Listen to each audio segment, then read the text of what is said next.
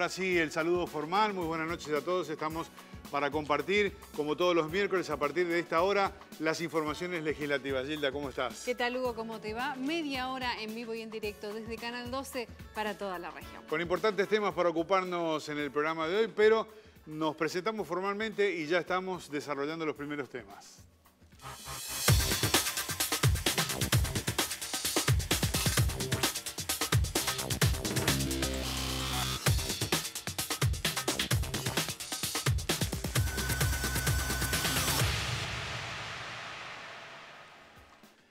Les decíamos un interesantísimo programa el de hoy. Vamos a ocuparnos de la ley por la cual se implementa el sistema de huertas escolares en la provincia de Misiones, que el fin último es esto de la soberanía alimentaria, ¿no es cierto? Producir a partir de las escuelas sus propias huertas y que sean base de alimentaria dentro de los comedores, principalmente en las escuelas de jornada extendida. Por otra parte, estaremos hablando de la prohibición del uso del glifosato. ¿Cómo va a ser este sistema, esta prohibición? ¿En qué zonas de la provincia, zonas urbanas, zonas rurales? ¿Cómo se va a implementar? En un ratito nada más, todos los detalles. Y también el uso de marihuana medicinal. Hay una ley en la provincia de Misiones, una adhesión a la ley nacional, por el cual se implementa este programa del uso medicinal a partir de, bueno, los aceites producidos de la marihuana, del cannabis medicinal. De este tema nos vamos a ocupar, pero tenemos justamente para conocer más en profundidad sobre esta cuestión, ¿no es Claro, cierto? porque acá en Misiones se aprobó la ley que permite la investigación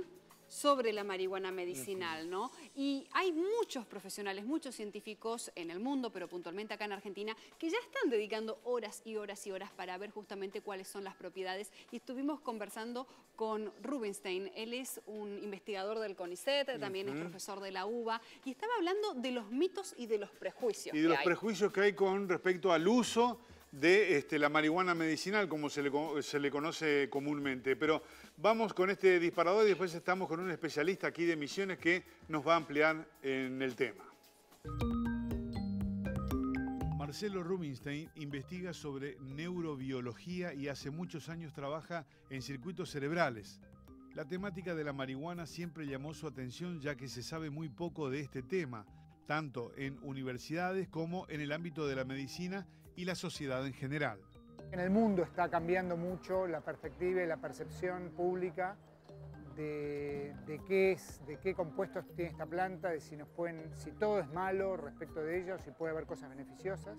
Y efectivamente hay un montón de cosas beneficiosas que mucha gente viene estudiando ya hace tiempo. Pero el hombre ha consumido sustancias, especialmente de origen vegetal, ancestralmente.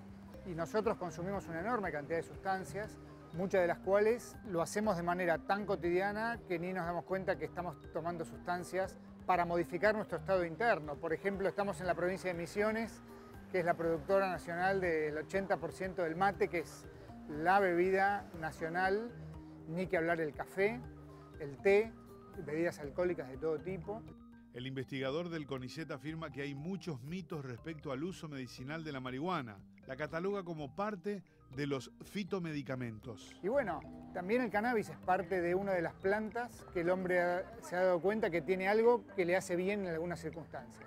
Se sigue consumiendo de una manera bastante ancestral, a diferencia, por ejemplo, de la cocaína o la heroína y la morfina, que son sustancias que son extractos puros que se están usando. Acá se usa básicamente la planta. El aceite de marihuana se ha probado en numerosas patologías con notable éxito, aunque todavía haya un desconocimiento general sobre las propiedades que tiene.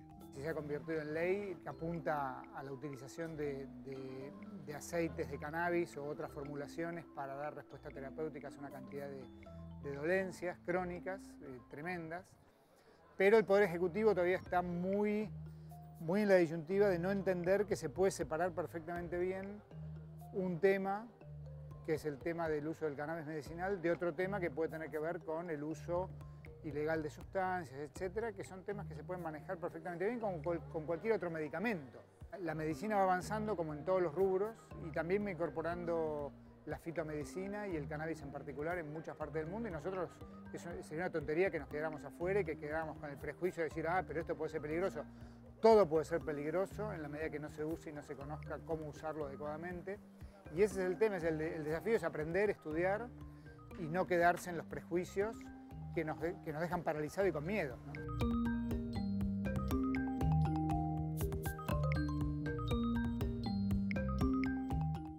Interesante lo que dice el doctor Rubinstein. Él lo cataloga dentro de los fitomedicamentos. Fitomedicina, ¿no? Fitomedicina, a la marihuana medicinal. Pero lo decías, Hugo, tenemos también investigadores aquí en la Tierra Colorada que están dedicando muchas horas a conocer un poco más todas las propiedades. ¿Cómo le va a Darío Frank? Funk, farmacéutico, investigador. Bueno, buenas noches. Buenas noches, muchas gracias. Bueno, a partir de lo que escuchábamos con el investigador de CONICET, ¿no es cierto? Hay un trabajo que has hecho y, bueno, de hecho venís desarrollándolo y que tiene que ver con un seguimiento a pacientes, ¿no? La ley, queremos recordar que la adhesión de Misiones a la ley nacional establece justamente que crea un registro voluntario de pacientes, ¿no? Que a través del uso medicinal justamente van dando sus evaluaciones permanentemente y resultados que produce en el cuerpo, ¿no es cierto? ¿Cómo es la investigación que estás haciendo vos? Bueno, básicamente lo que estoy haciendo es trabajar con la gente de FUCAMI, o sea, no es que trabajo directamente con ellos, sino que me empecé a vincular con ellos desde que empezaron a hacer los talleres con la gente de Mamá Cultiva, y empecé a conocer a algunos pacientes que ya estaban utilizando el aceite y conociendo de primera mano, ¿no es cierto?, cómo le estaba resultando, digamos, en su terapéutica. Así que fui conociendo un grupo de gente cada vez más grande que conseguía su aceite a través de esta organización, algunos lo hacían de forma personal también, pero básicamente mi interés radicaba en ver el efecto terapéutico que tienen los pacientes y en las diferentes patologías, porque ¿para qué patologías usan? Mira, legalmente se reconoce que se utiliza para epilepsia refractaria y como soporte en pacientes con cáncer, que en tratamiento oncológico, porque es orexígeno, es analgésico, bueno, levemente analgésico. Y mal de Parkinson también en algunos casos. Bueno, en todas estas patologías todavía no están aceptadas acá, claro, no se contemplan esas patologías, pero sí ya hay estudios a nivel mundial, en Israel principalmente, España, en Estados Unidos. Ya hay muchos trabajos científicos donde se están empezando, digamos, a corroborar de manera eficiente el uso, por ejemplo, en Parkinson, en Alzheimer. Epilepsia, ¿no? También que la epilepsia, sí, la epilepsia refractaria en ese caso, pero también otro tipo de epilepsia. Frank, ¿y cómo es la evolución de estos pacientes que ha visto los que están consumiendo la marihuana medicinal? Y la verdad que es sorprendente. ¿Sí? Sí. ¿En qué sentido? En el sentido positivo, obviamente, claro, porque si no iba a estar también trabajando en el sentido de decir, bueno, hay que tener un poco más de cuidado en lo que sea en el uso, en la prescripción.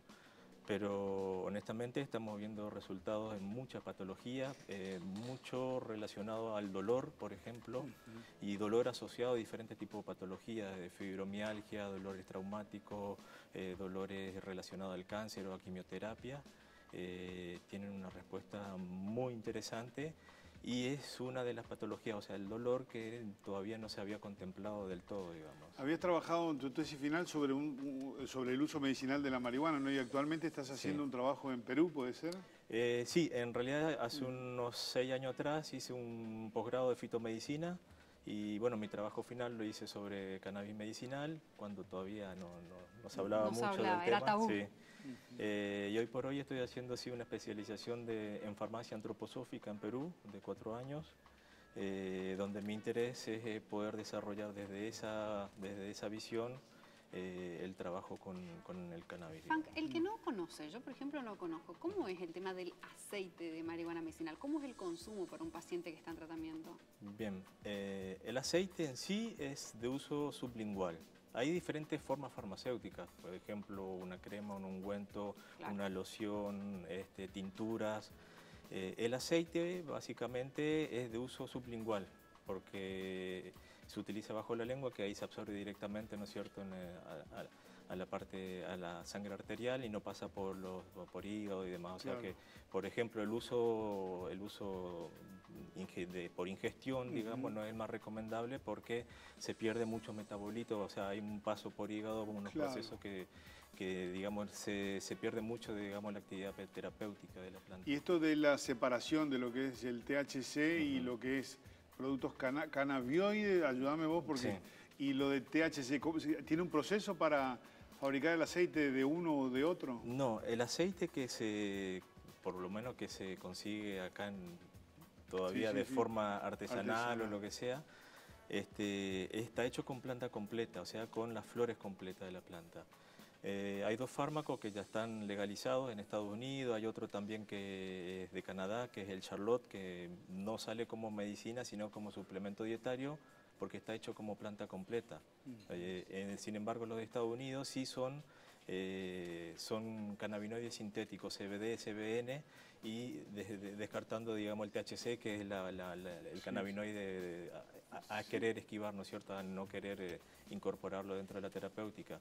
¿Es posible trabajar sobre un proyecto o algo que establezca que se puedan tener, no sé si el término es laboratorio, ¿no? Pero el de poder tener un lugar donde se pueda realizar esto legalmente, digamos, ¿no? La Sí. obtención del aceite. Sí, y todo sí, lo sí, demás. se podría. Hasta el cultivo, ¿no? Si hubiese un acompañamiento de la parte también legal, ¿no es cierto?, Claro. sería totalmente factible. De hecho, yo tengo, no presentado así, pero por ejemplo, ya estuve en diputado con un proyecto de un laboratorio de fitomedicamentos, justamente, intentando desarrollar todas las formas farmacéuticas del cannabis, pero desde un punto de vista fitoterapéutico, o sea, no con principios activos. La ¿no? experiencia del Uruguay, Y Uruguay es muy particular e interesante particular. porque Uruguay empezó con el tema, digamos, la habilitación o la legalización de la parte social, o sea, Recreativa, lúdica, recreativa, claro. exactamente.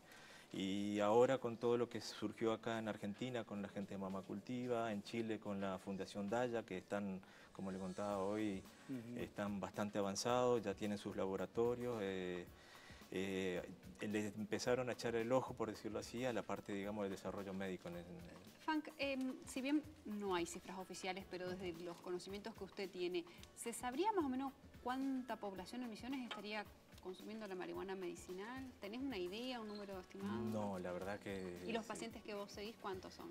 Y unos cientos. Un par de cientos, sí, sí. entre Ah, un buen 200, número. 300 Tiene que haber. pacientes. Un buen número. Que vienen, que pasan regularmente, con los que uno está en contacto, o sea, con todo ello tengo contacto ya sea personal o telefónico, para preguntarlo, me cuentan también, la idea es un poco hacer un contacto más humano con el paciente. Sí. Yo te hablaba de los mitos al comienzo de la entrevista, ¿no es cierto?, cuando veíamos el disparador también.